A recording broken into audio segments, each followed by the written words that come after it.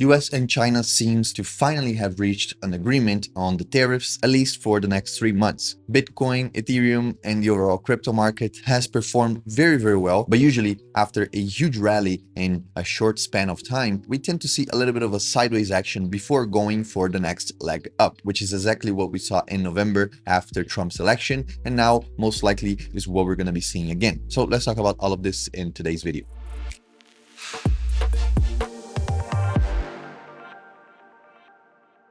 Hello, I hope you guys had an amazing weekend. I only traded spreads on Saturday, not on Sunday. It was Mother's Day, so I did not do any trading then. I just stayed with the family. But today, most likely, we will have some more opportunities to get in and do some spreads again. But let's start with the news. From Reuters, we have this article right here saying that US and China reach a deal to temporarily slash tariffs, easing up slump fears. And you can see that the US will cut tariffs from 145% all the way to 30%, and China will cut from 125% all the way to 10%. So the US will still tax 30% out of everything coming from China. Meanwhile, China will tax 10%, but it is way better than the over 100% numbers that we had just a few hours ago. So that being said, this had a huge impact on the market. You can see that the futures for the US have already started to climb 2.5%, 3%, 3.85%, 4.64%. So the US market is hopeful that this will be good for the economy,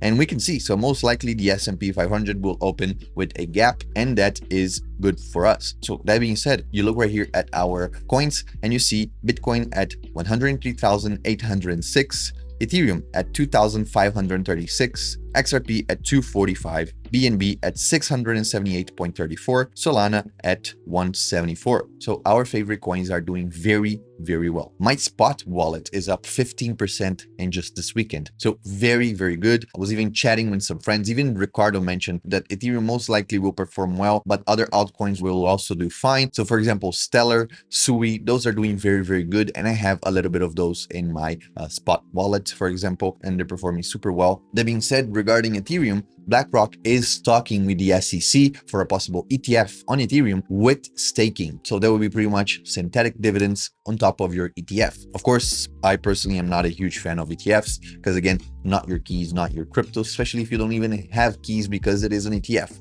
So at the end of the day, are you really holding Ethereum or are you just holding exposure to it? And if are you just holding exposure, why not just buy a leap on Ethereum instead? So these are my thoughts behind ETFs, and the logic behind it, I don't think it makes sense, especially if you want to have ownership on that. That being said, the copy trading is doing very good. We're back at 1.8% on the copy trading, and we surpassed $2.1 million in assets under management. So very exciting to see that. And if you haven't checked it out, the topics is the first link in the description where you can do the copy trading or you can do the spreads yourself. We've covered spreads before, and most likely Wednesday, so next video will be a video talking about the spreads once again. So that being said, liquidations, we have been almost 50-50, very balanced on long and short positions. You can see 54.7% of all positions liquidated were short, so pretty much even, which brings us to a total of $402 million liquidated in the past 24 hours across all exchanges, all blockchains. So now if we go and look at Bitcoin, you can see that Bitcoin for the short term isn't looking very good. It has a stronger magnet at the bottom than at the top,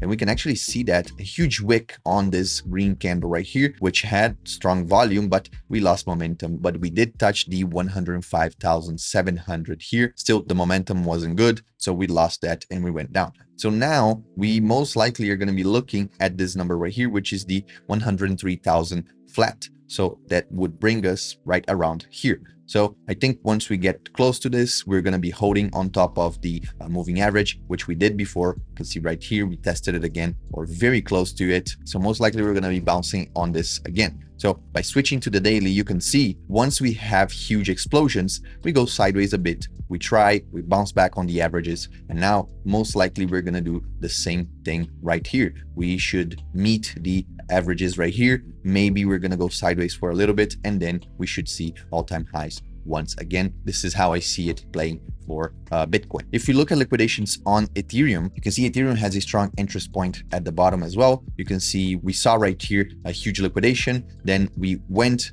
towards the top, we liquidated a bunch, and now we're retesting this sideways market again, most likely looking at the 2400, the high 2400, and we can see the same thing here with Ethereum. So we were overbought once, twice, and now we're slowing things down, waiting for the market, to take a breather.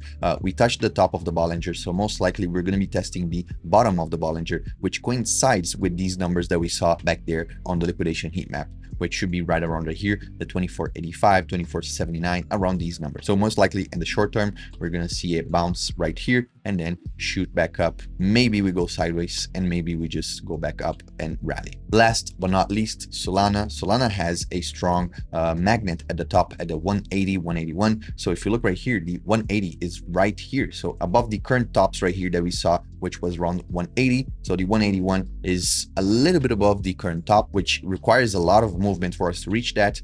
If Bitcoin and Ethereum keep going down, Solana will just trade sideways, even if it is positive, even if it is bullish. It has a lot of potential and it doesn't show bearish signals like the other two. For inertia, it will keep going as the bigger two are going, but Solana seems to have a lot of strength right here. And if the other two give it some air, we should see Solana go indeed towards the 180 and the 181. I hope you're able to see right here market conditions and get prepared, especially now with the volatility coming in after the cuts in tariffs between US and China, which are the biggest ones. The ones that we should be worrying about are those cuts, because China produces everything for the world and the US usually imports everything for the world, especially in the technology sector. So that's something we have to keep an eye on. Let me know what topics you would like to see in these videos for me to cover. If you wanted more trade related, if you wanted more news related, or if you want a balance between those two, a little bit of one, a little bit of others in the same video, in separate videos, let me know. We're trying to figure out things here